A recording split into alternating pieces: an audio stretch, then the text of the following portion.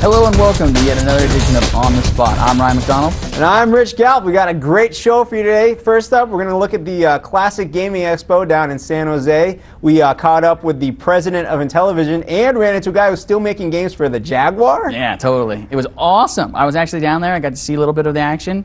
All kinds of fun stuff. Sure. What else we got? After that, we're going to be joined by Avery Score, who's the one of the assistant editors over at Wireless Gaming Review. Avery has got all kinds of fun stuff.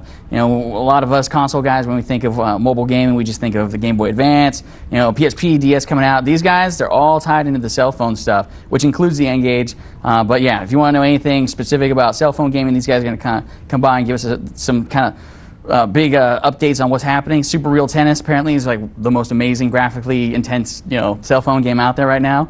Plus, they got some new N-Gage stuff to show us, so it should be pretty cool. Cool. Also, earlier this week, there was a press event down in LA held by THQ. We got the lowdown on some of the games they showed there. And what else we got, Ryan? After that, this is just in, by the way. We got ourselves the OK from EA. We just got the build in today, as well as the OK, which is to show a live demo of Def Jam Fight for New York, which is sitting right over here. Me and Rich will show you some of the characters, some of the modes in there, as well as get a little battling out before we go. I can't wait. This game looks awesome. Again, I love teasing these people. I have a huge TV right here. This awesome game on it. I'm going to get to play it. We'll play it. It'll be great. Also, if you have questions for us, as you can see on the page right now, if you're a GameSpot Complete member, send us your questions using the form that's right in front of you. Just fill it out. We'll take them live throughout the show. Also, we're starting to ramp up the effort of getting some voices live on the show. We're going to start taking phone calls. So if you're feeling brave next week, send us your phone number. We got some calls, We'll put your voice on the show, hear yourself live. It'll be cool. On the Spot at GameSpot.com is where you want to send those messages. That's right. Send your emails to onthespot at GameSpot.com along with your question and your phone number. If we like it, we'll give you a call. Yeah, absolutely. Also, last week, earlier this week, a little August 24th countdown, that finally happened. Last week, you sent us a ton of questions. What's I Love Bees all about? Well, we know now. The counter ended on Tuesday. Tuesday was August 24th. And for those of you who don't know, I Love Bees is basically a painfully viral marketing campaign that no one will stop talking about for Halo 2. And it's this web page that looks like it's been hacked by this AI from the future or something. And the latest gimmick was that there were GPS coordinates listed around the United States with times on them. And locations. And GPS, if you looked at the times, and the guys all over the internet and girls, they figured it out that all these GPS coordinates were for payphones. You got to get to the spot at the right time. You got to get to the GPS coordinates, the 6 decimals of GPS coordinates, wait at the phone for the number, and here, we'll let this guy explain exactly what happens next. If you get 2 of the 7 in your block, then it opens up an audio file.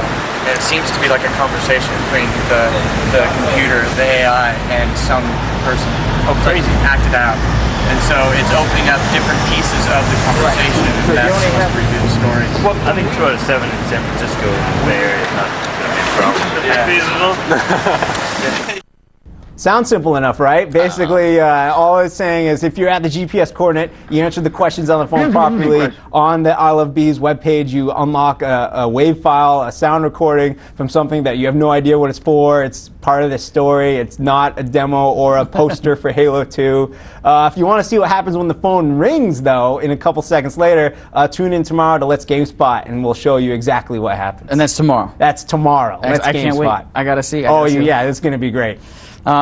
That's just totally insane, by the way. It is extremely insane. But yeah, so from the present of crazy viral marketing campaigns to the past and comfy comfort zone of old school gaming, our very own Roger Chang went down to the Classic Gaming Expo in San Jose, California this past week, actually last weekend. I was there, I kind of checked it out and saw some stuff too. But Roger filed this report for us, so let's go ahead and roll the clip and take a look and see what he found. Here's an easy question for you. Which of these games is the closest thing to the real thing? A, Intellivision Major League Baseball. B, Atari Baseball. Here they are again, close up. A, Intellivision. B, Atari. If you thought A, Intellivision, you're absolutely correct. This past weekend, the 7th Annual Classic Gaming Expo held its annual convention down in San Jose, the heart of Silicon Valley.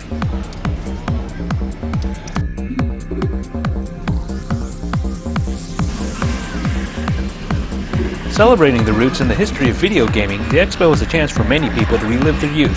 For others, it was an opportunity to share the early years of video gaming with an entirely new generation. Among them was Keith Robinson, president of Intellivision Productions. I'm Keith Robinson. I'm president of Intellivision Productions and one of the former Blue Sky Rangers, one of the programmers at Mattel Electronics in the early 80s when Intellivision was being developed. Well, the main thing we've been doing is just making it available on more and more platforms. So our original games are now on PC, Mac, they're on cell phones, they're on PlayStation 2, Xbox. We just, at the show this week, you're now being able to see for the first time the GameCube version, which is going to be out for Christmas. We also have the handheld line, the direct-to-TV line, the Intellivision 25 and the 10. Those have now gone over 1 million in sales worldwide. The things we've been doing are to get out the games that we did back then, and the games we're going to develop are the games that we want to play. What you're seeing is what we like, and we hope other people like it too. How's that?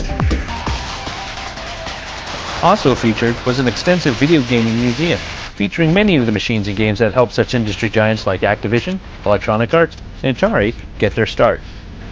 Whether you cut your teeth on an Atari 2600 or started with an NES, there was something for everyone.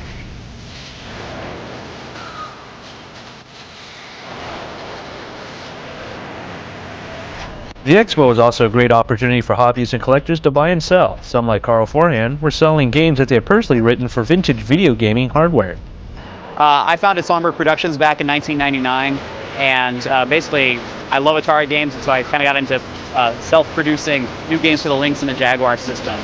I started with the Lynx, really. I did a couple of games back in like the 98-99 time frame, and then also around that same year I got into the Jag as well, and I've done about at least a half dozen games for each system so far. Yeah, that'd be that right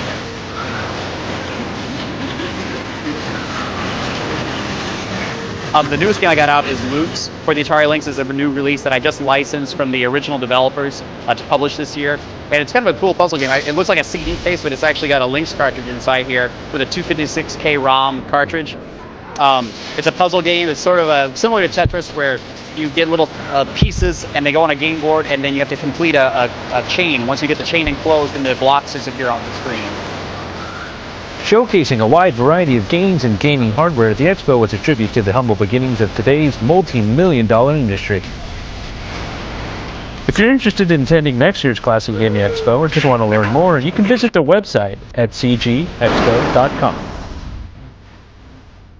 And we're back, and that was the Classic Gaming Expo. Joining me right now here on set is Avery Score, assistant editor, associate editor? Assistant, I guess. I go by games editor. Sure, sometimes. and you are here to write about wireless and mobile games for the cell phone, correct? That is absolutely correct. Before we talk about them, though, I've been told I have to ask you and get on camera your crazy tattoos. What you got? All right, I got the GameCube logo here, which is pretty cool, and then this is Shinobi.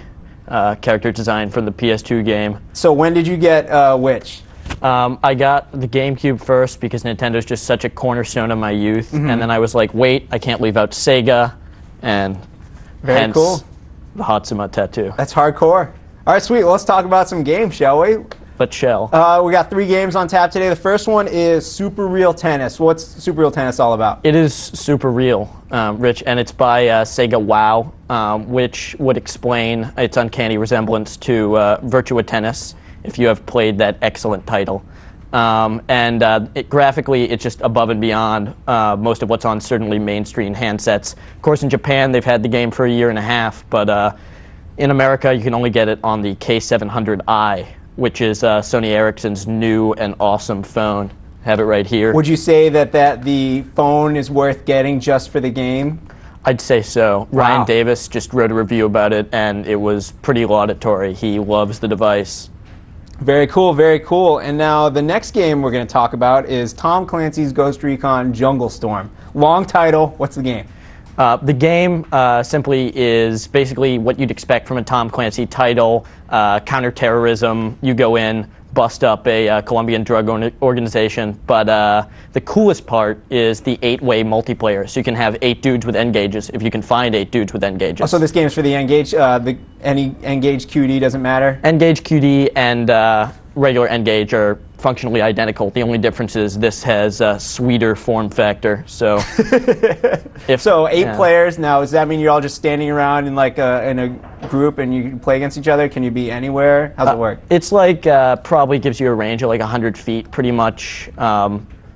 And you just stand around and yell at each other and play the game. Or sit in the classroom next door pretending to work hard. Right, exactly. That's very cool. Possibilities are limitless. And the next game we have, the final game, is Nightmare Creatures. Nightmare Creatures, which I think we're probably showing on the N-Gage. Actually not an N-Gage game. It's for Series 60, which is Nokia's proprietary operating system for its higher-end handsets. So the N-Gage is a higher-end handset? Is that what you're saying? It totally is a higher-end handset. The thing about the N-Gage is it can play games on little MMC carts, which you insert in the bottom here, just like there, and also play installed Java games. Oh. Same kind of Java that you have on the computer or whatever. So you don't need an N-Gage to play Nightmare Creatures? You do not need an N-Gage. You can play it on the 3650, for example. Anything with Series 60, 7650, and it's a cool game. Very cool. And if I'm sitting here all wide-eyed like this while we're talking, I'm going to be honest with you, I think the last person in San Francisco that doesn't own a cell phone. You don't own a cell phone? I don't own a cell phone. How cool is that? That is pretty cool. But I can respect these games. Tell me a little more about Nightmare Creatures. It's a beat 'em up? Yeah, it's a beat 'em up. The art style is really reminiscent of stuff you might have seen from SNK on like the Neo Geo. It's got sort of an anime art style merged with this gothic flavor, as it were. You go around beating the crap out of zombies, which I think is a pretty sweet way to roll. And it's just all in all a good game. And it won an award from you guys in Wireless Gaming Review, right? Wireless Gaming Review was the site that I still work on and where I worked exclusively before coming to GameSpot. And it won a Moby, which is what we called sort of our little Oscars for cell phone games, in the lightweight category, meaning like small file size, kind of an oblique concept. But it won the best action game. Very cool. And if people are looking for more information on all these games, they can check out GameSpot Mobile, or GameSpot N-Gage, or Wireless Gaming Review, which is wgamer.com. So you'd be hard pressed to miss it since there's so many places you can find it. It is. All right, very cool. Well, thanks for coming on, Avery. Hey, thanks. I appreciate it. I'm going to shake your hand. That's great. All right. We'll see you around. All right, up next, you might remember THQ. It's the company most famous for their wrestling games and for once employing me as a tester. But earlier this week, they had a press event where they showed off a bunch of games, and here's a clip. A publishing agreement with the co-creator of the Age of Empire franchise, Brian Sullivan. THQ will be publishing a new RPG from this development studio, Iron War, and this relationship is really one more step in our commitment to the high-end PC business. So stay tuned at future PC and press events for more information on that. Tonight, as I mentioned earlier, we're celebrating many of the key releases for the back half of 04 and early 05. Warhammer 40,000 Dawn of War is looking tremendous. In addition, upstairs we've got Destroy All Humans, Stalker, and The Punisher. We also have some game stations down here. And we're showing off a couple titles based on our key property, WWE. So in addition to Day of Reckoning, I mentioned SmackDown. I'm going to talk a little bit about that in a second. Day of Reckoning for GameCube is final and scheduled to trip throughout North America next Monday. The story mode and enhanced grappling system have really been a key focus for us this year, and I encourage you to check it out. We've had a lot of really tremendous feedback on that, and I think it's really nailed it this year. But let's talk about SmackDown for a second. I think last year, with Here Comes the Pain, we set a new bar in terms of game quality. The ratings were never better, but quite frankly, we weren't satisfied. I think our development team really works every year to take feedback from the fan base, from all of you, to say, what can we do better? And there was plenty of feedback about what we can do better, so let's talk about some of that. This year, we're going to deliver Superstar VO and commentary. You guys were all the first to say you had to have it. It's in the game. It's awesome, so I really encourage everyone to check that out tonight. And we're back. Welcome back to On the Spot. I'm Ryan McDonald, slipping back into my seat that Avery stole for a little bit. Sorry, man. No, that's cool. But yeah, the THQ thing. I was over there and I was checking it out, and I got to tell you, that was Peter Dealey, by the way. Peter Dealey, old school game guy. He's been doing games for as long as I have, which, believe it or not, has been like 14 years or something crazy. But Peter Dealey, yeah, talking the knowledge, dropping the knowledge right there for THQ. They've got all kinds of fun stuff lined up at the event. They showed The Punisher, a lot of the stuff that he talked about. And I can tell you, The Punisher looks wicked. Punisher, I remember the footage we had at E3 where the Punisher's like dunking dudes' heads in piranha tanks and stuff. Tell me more about it. All right, some more of the stuff. So it's a traditional 3D action adventure game for the most part. The one thing that makes it largely untraditional is the whole interrogation thing that happens. So So basically, you come up to bad guys, and like the Punisher does in the comics and stuff. He comes up, and if he wants to know something, you know, he's gonna make you tell him, or he's probably gonna just off you anyway. So whatever. But like the cool stuff, like you're talking about, the piranha and the fish tank and all that. The cool thing I saw was there was the Punisher had this crazy like blowtorch, and he had this guy there, and he's like, burn the guy on the face. And he's like, tell me what I need to know. And so all that was really cool. There's another one I saw. The the Punisher's got him pinned down on this table, and it's like a kitchen or something like that. So they got one of those little racks with all the plates, all the little dishes that you cook with. Mm-hmm. And so this one rack though has all these knives, and so it's awesome because he's holding the guy down and he's shaking this knife thing, and these knives are falling all around him, of course, and he's got to try to talk or whatever before the Punisher smokes him. But it's all about you just getting the information out of the guys, so it's a lot of fun stuff. And I just read on GameSpot News that Thomas Jane, the Punisher from the movie, will be providing the voice of the video game character. That's correct, yeah, totally. So Punisher's super hot.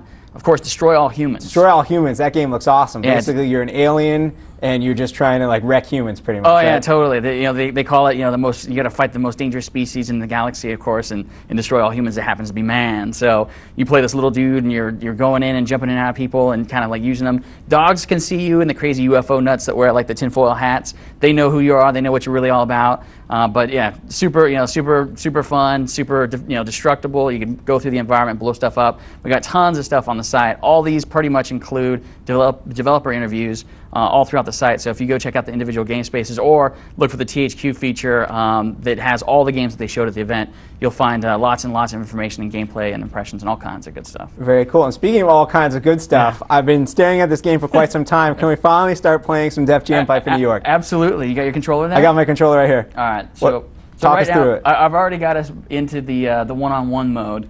The question is, you want crowd votes, you want standard rules, no hold barred, anything goes. What I really want to do is I want to get in, I want to check out the character selection screen. Cool. We've been getting some questions in. I saw some people sending some stuff in. One of the questions came in was asking, this is Mike from Michigan. He wants to know, will DMX be back in Def Jam 2? Well, we're going to find out right now live. So let's go ahead and see. I think you're already in there, so let me get in there, get my continue on. All right, so here we go. Here's the roster. Little Method Man. Little Fat Joe. I'll go down. You go right. Okay. Little Snoop Dogg. Little who's that guy? That's Buster right there. Buster Rhymes, man. He's looking built. Bone Crusher not looking built. You got Bubba Sparks not looking built. Redman is Doc. Ice-T. Ice-T's looking wicked, by the way. Ludacris, he's looking good. David Banner. Man, they made an Exhibit. They got the whole. Oh, Flavor Flav. Look at the clock. He's got the clock. That's a nice suit. Sticky Fingers. Oh yeah. Omar Epps. Nori. There are a million dudes here. There's a lot of dudes. Look at the list just keeps on going down. Warren G. Did you see any DMX yet? Danny Trejo, Slick Rick, Havoc, Sean Paul. Now we're getting into people that I don't know. Mac 10, Little Flip, Joe Budden, Sean Paul. Unless he's in the top row. I'm going down. Oh, look there's some dudes locked up. Oh, lock. Girls. Henry Rollins, look at that. People made up. Locks. I don't see no DMX though. Maybe he's locked. Is he in this game? I honestly don't know, but he's not showing up in the regular roster, and it's no surprise. I mean, he's got some troubles right now, so maybe the license isn't the best thing for him. We are seeing 12 locked characters here though, so that is true. You got Warren G in there. I can guarantee that outline is not DMX though. Look you got Trejo. Oh, sweet. He has been in tons of movies. Heat, you remember? I remember Heat. He was the dude who's all bloody on the floor. Yeah. All right, so that's the business. You want to back out? You want to get a match on? Well, what do you want to do? I want to see the modes. Yeah, I want to see what they got. All right, so this is the main menu. You got your story, single player. You got your battle up to 4 players. So this is like the cool. You got some unlock rewards, little cool stuff for extras, beatbox, options, high scores, credits. Let's go ahead and see what the battle stuff you can pick from is. You got one-on-one. You got team match, double up, free for all, every man for himself. Window match. Watch your step. There's only one way out for the loser. That sounds like somebody's going out the window. That sounds like the one we got to do. So does the loser go out the window? Oh, I don't know. Subway match, dude. Look at that. Subway, all aboard. Your one-way ticket to pain. Demolition match. Rider get rolled. Inferno match. Ring out. So you can tell this is truly live because this is the first time that me and Rich literally came in and we were like, oh, can we show it? And we had to call him. You don't want to play a Subway match? We're playing this one? What was this? Is this the window match? Yeah, it's the window match. Oh, no, let's go ahead. Let's go for the Subway match. All right. Standard rules? That wasn't it, dude. Oh, no way. Yeah. Oh, yeah. There you go, right there. Thank you. That's Subway now. All right. That's what we wanted to do, Yeah, it's the Subway. All right. Let's do that. I think it's the one where I get to throw you in front of a train. That sounds good. All right, cool. Except I'll be doing oh, look at it. And they got 3 different outfits. You already picked Method Man. I don't want no Method Man. I want back out. Back out. All right. I'm going with, I don't know. I'm kind of leaning toward Ice-T, to be honest. I'm going Flavor Flav. I don't care what you say. Ice-T, dude. Ice-T knows. Now, I said your style is submissions and my style is martial arts. Now, that refers to the game's 3 style. I think there's 3 fighting styles. Right. You know what the third one is? I do not. I'm sure it showed us if we had been paying attention, but. But I want to just get in. Oh, look at Ice-T. Yeah. I can't tell who looks older. They both look great. Yeah, that's not bad. That is definitely early Flavor Flav. Yeah, I think so. All right, now we're in the business. Now, I'll let you know that Ryan is a gamer. I am not, but I'm still going to throw you in front of a train? A train. Look out. Oh, what? I'm backing you up. Oh, look at you throwing me. Ow, that's my arm. That is not toward the subway tracks, though. I want to push you toward the subway tracks. Let's see if I can. Oh, sweet. Nice punch. This is like a little drunken boxing style, I think. Yeah, Flavor Flav, yeah. Come here. Let me see if I can throw you over my shoulder. Apparently, I think that's me trying to do some kind of elbow, and I missed him. Get him. Oh. Get him. Do it. There it is. So you didn't play the original one? I beat the last one. Oh, really? But they've turned, the last game you might remember was a wrestling game. Right. Much in the Aki style. And this is a fighting game in which we are trying to knock each other out. There's no pins. I see there's no turnbuckle for me to fly down on you from. I want to shove you into the subway train. No. Oh, there it was. I had my shot. That could have been it. All right. I think this is going forever. Here, hit the right stick, dude. Oh, watch that. This is when. All right, I'm gonna let you special me if you can figure out how to do it. All right. I bet you have to grab me. You think? Yeah, that's how it worked in the last game. You're gonna hit the right stick again. All right. There it is. Yeah, there it is. Yeah, that's what's going on. That's a good enough. Oh my goodness. All right, that's good. All right, that's a good one. There, I think. Well, that is Def Jam Fight for New York, ladies and gentlemen. I'm putting control. I get the last shot in. Of course, On the Spot would not be On the Spot without your questions from the viewer. And you have some. I have some. Who wants to go first? You go first. All right. I got a question here from Kim Jorgensen in Denmark. Okay. Regarding Half-Life 2, does Gordon Freeman have twins, and will there be any co-op in Half-Life 2? Being the Half-Life 2 buff, trying to follow it as much as possible. As far as we know at this point, there is not. There is no 2-player mode, and or at least co-op mode. Of course, the multiplayer aspect of Half-Life 2 is going to be all about the Counter-Strike source. And I don't know if he has any twins. Oh.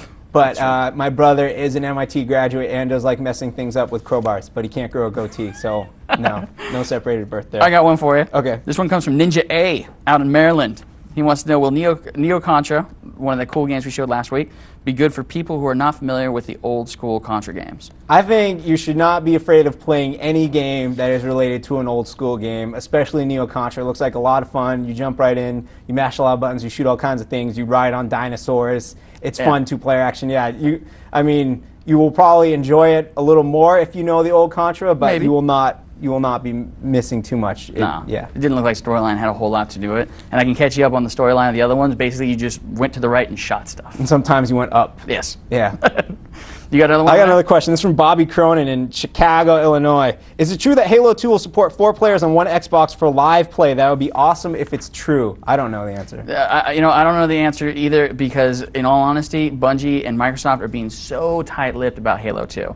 They haven't actually said anything. We're in contact with them on a daily basis trying to get as much information out of them as possible. So you can be sure when it finally breaks, it'll be here first. So definitely check back. We'll keep checking on that. Cool. I got another question from Chicago, Illinois. This one comes from David S. He wants to know, will Budokai 3 have online gameplay? Well, I don't know. Basically, from what we found out from that one event, is no. But, no. Yeah, but keep out. Maybe they'll slip it in. You never know. It seems like every game these days is getting online play. And with a franchise that's already in its 3rd iteration, one should come along that will have online play, I would assume, especially since it's a fighting game. Oh yeah, totally. Right. I mean, yeah, it's bound to happen. It's bound to happen. I mean, with that SmackDown action that we were showing a little while ago, SmackDown, Raw versus SmackDown, that game's going to have online play. Wrestling fans rejoice. It's going to be awesome. Awesome. All right, I have another question. All right. It's, who's my man? Clark Ray, Ellensburg, Washington. I would like to see Doom 3 the mods on it because I haven't convinced myself to spend money on it because many of my friends said it wasn't worth it. Wow. Well, I'll be honest with you, Doom 3 is worth it. Yeah, I think so. But if you want to see some of the mods in action, I think we should show them. Okay. And we do have some mod action already, right? That's right. Let's GameSpot last week we showed off the duct tape mod, which shows how the flashlight gives you the flashlight the entire time during the game, so you can shoot and see things at the same time, and you can modify it to put any symbol you want on it. That's but awesome. I'm sure you want to see more mods than that, so... I think we should have it on the show next week. Okay. I think we'll do a segment with all kinds of crazy cool mods for you. We'll get Craig on that. He likes playing that game. He does. He loves playing Cool. that game. I got a question here from Tom in New York. He wants to know, does the crowd in Def Jam Vendetta come into play, the people standing around? From the little bit I saw, there wasn't any crowd in that, but from some of the stuff I have played and seen, it looked like there was some interaction. It looked like basically it was what your typical crowd interaction is, though. You get pushed up against them, they kind of shove you back in. Right. One of the other things is, like, one of the cool levels I got to play about a month ago was a level that was a ring of fire. It was awesome. And it's a ring of fire, and basically you play in the ring of fire, and if you get pushed up against it, you get caught on fire. So there is some kind of interactivity with the backgrounds. Also, there are guys you'll see like holding a bottle or a pool cue. They'll hand it to you, and you can use it to beat up the guys in the ring. Right. But for more information on Def Jam Fight for New York, come back tomorrow. We're gonna have a ton of movies for you, a big impression story. I think it's Justin that wrote it, right? He's been the one playing Justin, the game the whole time. Yeah, apparently so. he beat it last night. Really? Yeah, and he said it was awesome. So. I believe him. Yeah. Very cool. Justin So knows yeah, his come games. back tomorrow to the site for more information on Def Jam Fight for New York. I do want to take this one question before we go. This is from Chris from San Jose, California. He wants to say that the high-res screenshots of Def Jam Fight for New York looks amazing. Specifically, the lighting, textures, and backgrounds, including interactive characters, look suspiciously stellar. Does the game actually look this amazing? From what we've just played, yes, it looks that amazing. It looks cool. It definitely does. But I think that's about it for the show today. Yeah, right? I don't have any. I'm tapped for questions. I got a ton of them. Yeah, you do, I don't but have much time. I have nothing. I'll give you a couple more questions. Cool? Are we cool on time? I think we're cool on time. Sure, let's go. Let's All keep right, going. we'll get some more questions out there. Once again, if you're a GameSpot Complete member, send your questions in using the form on the page. If you have any feedback for us, on the spot at GameSpot.com, or if you want to join us live with your voice over the phone, go ahead and send your information, your telephone number, that kind of stuff. We'll get you on. Of course, you got to be free Thursdays, Pacific time, 4 to 4:30. But yeah, that goes without saying. This is Mitchell Lubin. He wants to know, is there any restrictions to who can get into the Classic Gaming Expo? From what I saw when I was there, it looked like people were just coming up, and I think they were either paying. I think they were paying. I think it was an entrance fee. But there were a lot of people there that weren't connected to the industry or anything like that. And for the most part, a lot of the expo was actually just vendors, people that came with their own collections and wanted to bring it out, bring their stuff out and show their games off. I mean, that Jaguar guy was just a guy that makes Jaguar and Lynx games and brought them there to sell. There was lots of stuff to buy. I was pretty tempted. There was a Vectrex that was looking pretty good. There was lots of fun stuff. The one thing, though, I think I might have to go to the next Classic Gaming Expo myself, because there was a lot of stuff they had there that a lot of people seemed pretty interested in, and they were selling for a lot of money, and I've got a ton of that stuff. So I might You couldn't part with that, though. I don't know. Like, you're talking about EEPROM boards of games that were really bad and like either came out or didn't for the Super Nintendo and Genesis. People were paying hell of money. It was like $150. It was crazy. But here's another question. Is this our last question? This is our. Or do you have any other good ones? I have all kinds of good questions. Here's a funny question I'll take. Andre Rice, Toronto, Canada. Probably didn't think you'd get an answer to this question. Who's the biggest bee lover at GameSpot? Tim Tracy. You know why? Because he dressed up as a big giant bee for Halloween last year, right? 3 years ago. 3 years ago. Last year, 3 years ago. Either way, I was actually dressed up as John Belushi. John Belushi. Oh, that's right. The funny thing about that, when we were doing this I Love Bees thing, Tim was like, "Oh, you know what we got to do? We got to go out on location, dressed up as a bee, and freak everybody out." Well, I gotta give it away. Coming soon to a GPS coordinate near you. Yeah, Tim totally. Tracy in a bee suit. But that's pretty much. I have lots of Halo 2 questions coming in. Of course, a lot of them are all about. This one comes from JC Illinois, and basically they're all about when will the game go gold. We talked a little bit about last week. It looks like it's going to happen. It looks like it's going to come together here pretty quick. September 1st is what they're listing in some places. With all the things that we've been hearing with Counter-Strike Source and everything, and it seems that everything's moving in that direction. So I wouldn't be surprised if that date or right around that date is probably pretty accurate. I remember there are a couple other questions we've been meaning to answer for quite some time. We keep forgetting. One, yes, I will be running around the office for some more office tours soon for the show. And two, yes, there will be more episodes of button mashing. In fact, we kind of have to clear out of here because we're about to shoot another episode with some more special guests. That's right. Yeah. So that's pretty much it for here today, right? Yeah, I'm done. You got a few messages for the people at home? Yeah, sure. Tune in next week. We're going to look at Ghost Recon 2. Oh, really? Yeah, it should be very cool. Excellent. Looking forward to that. And The one thing I do want to mention, and everybody's holding up the sign so I don't forget, is Prince of Persia 2. Check this out. Another on the spot first. I think this is like, what, 4 shows in a row now? Sure. 4 shows in a row at least, on the spot exclusive. Prince of Persia 2, we got a trailer all queued up for you. It's going to debut right here on the spot. After this, you'll be able to find it on the site. So if you want to watch it again, download it, whatever, go ahead and check that out. But right now, we're going to leave you with Prince of Persia 2, and until next time.